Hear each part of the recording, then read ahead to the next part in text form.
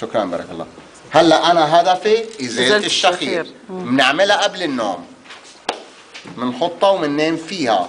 قبل ما نام بساعة بساعتين، انا بالبيت قبل ما نام بساعة بساعتين بعملها. شو المشكلة لما يكون في شخير؟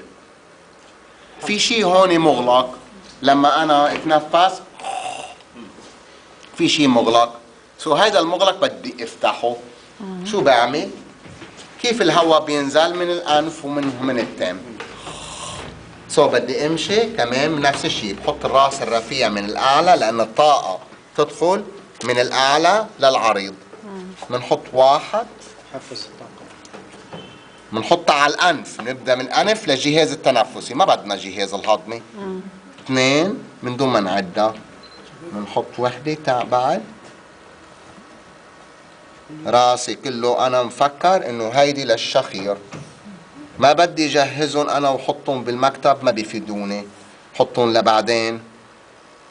خلص هيدي هي. نحمل وحده لاصقه ونحطها. خلينا نجهزهم كلهم سوا، ما بدنا نتيجة مهمة على بعضهم، الراس على الراس، صف العسكر، ليس صف العسكر بس مثل النمل، اي شيء بتسموه. خلص يلا، مين بشخر؟ انا ما حدا بيقول. يلا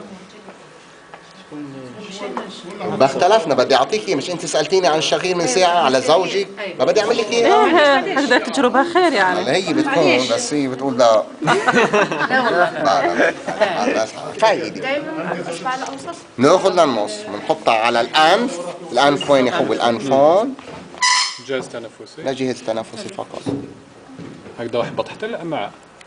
لا شو بدي بجهاز؟ جهاز تنفسي. جهاز تنفسي يلا. اذا حطيت وحده زياده شيلها. معلش. هلا